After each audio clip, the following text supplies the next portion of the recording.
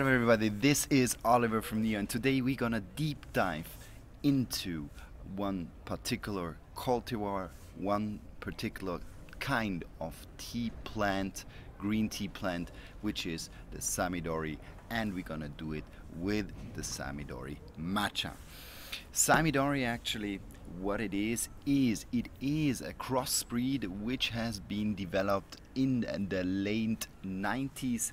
So the Saemidori cultivar is actually a crossing of the Yabukita and the Asatsuyu. So these are the two kind of tea plants which has been crossed to develop this cultivar, which is now coming more and more into vogue with the younger people, also thanks to its sweetness in Japan. So it's kind of developing more and more also from the farmers, or farmers using these tea more and more.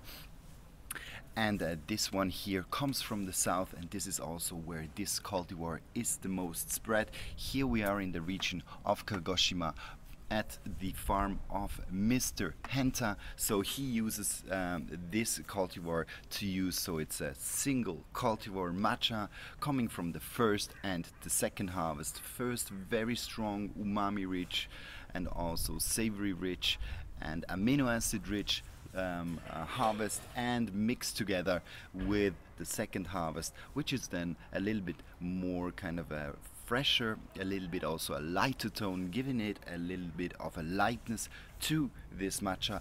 But this I want now to find out is really to see how is this matcha in terms of taste, what are the different taste profiles, and what we actually can a little bit find as notes of tea taste in this matcha itself. So let's take it first out. So as you can see, it is a very green matcha, so a very beautiful color in this amazing strong green color. This is also what the Saemidori is known for, is to have this intense green color of the matcha and of the tea plant and of the leaves themselves.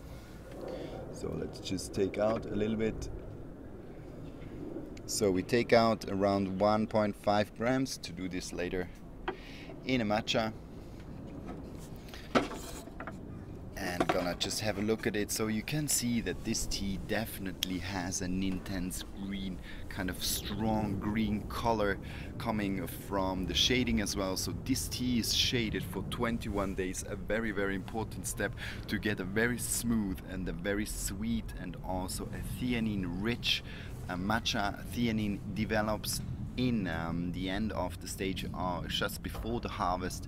If you expose the tea plant to the light or to sunlight, the theanine actually develops into catechins and gets the plant a more of a kind of a astringent note, and that's why farmers often cover the tea plant just before the harvest to keep this sweet and smooth taste in the tea plant.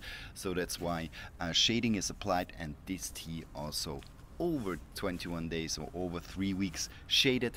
That's the speciality about this one here.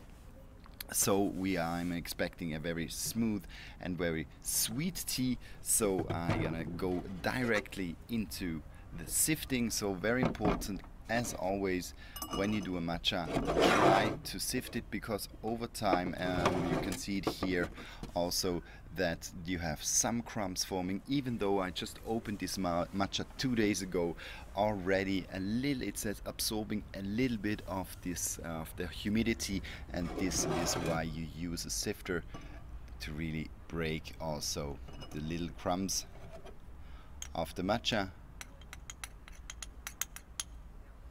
And then we're gonna just sift it through. So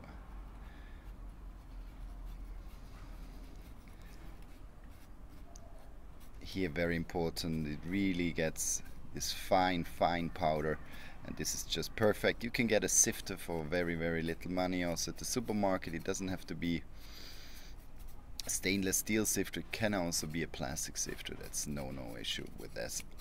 I use, when I'm working at the market, often I use plastic sifters, so it's also more convenient, more lighter, it doesn't get any bumps. So now we have the matcha in. We use around 70 to 100 milliliter of water to do this matcha. And now we're gonna use the chasen just to always important to have this M form or W form.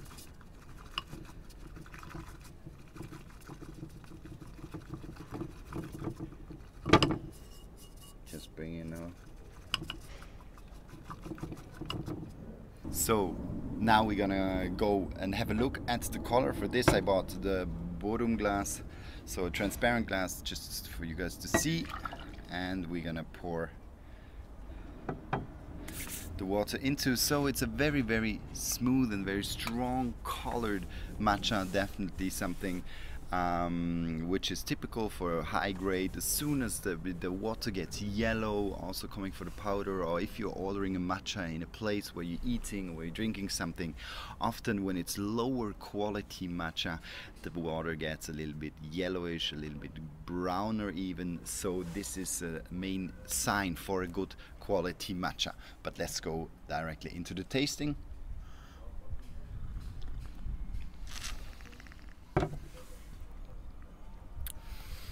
So what is impressive about the Saemidori, it's really its smoothness, its sweetness in the beginning, and it has a very light taste profile. So there are other matchas like the Okumidori, which also ripens a little bit longer because it has around 10 to 14 days of a longer growth phase until it's harvested.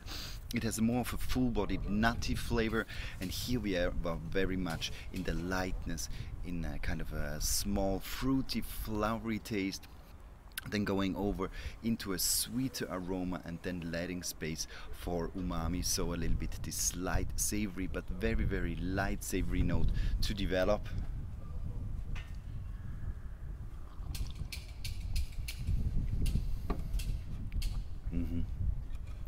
There's very, very little astringency, but it is a light matcha, so it's definitely a matcha where you can also use a little bit less water to have a little bit more of taste complexity as well.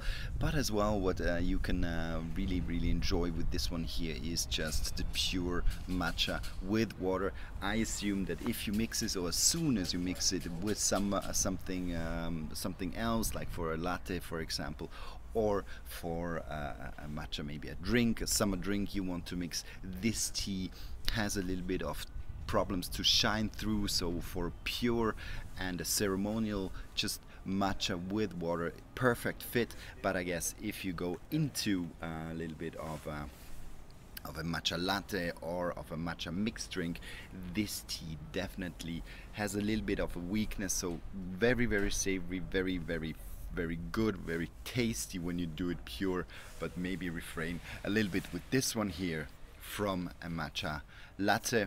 You can still go for it, try it for yourself, but I believe that this one here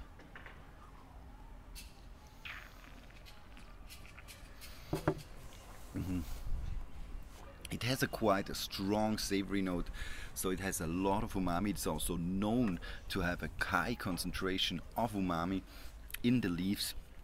It's also a very, very delicate cultivar, so farmers really have to take care to cultivate this this cultivar, and it is even with strong winds and being strongly exposed to wind.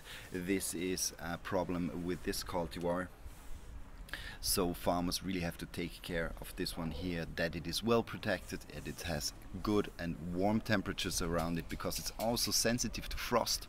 So with this one here, definitely a more delicate, that's why also a little bit more expensive, and it's also faster growing.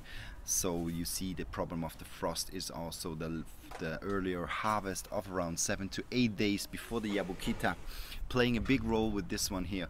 That's why the Saemidori is actually one of the more expensive cultivars, with a strong umami note, kind of a little bit this savory note in the end, but in the beginning have a really light flavor profile, kind of a flowery flavor profile.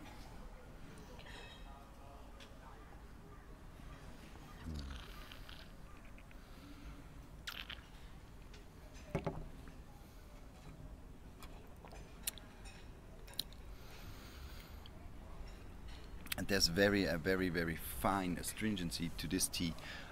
So definitely a tea which is on the lighter side. So really go into kind of the water, pure water and matcha mix, and then enjoy this as a kind of an early morning. I guess it's a very wonderful tea, and you can go through the whole day with it. But I think due to its lightness, to its fineness, I think you really have to enjoy this matcha in the early morning. So this was this. I hope you liked it. I guess I'll see you tomorrow, and thanks a lot for watching. And if you ever have a question, don't hesitate to ask it. I'll be here for you. Thanks a lot. Bye bye.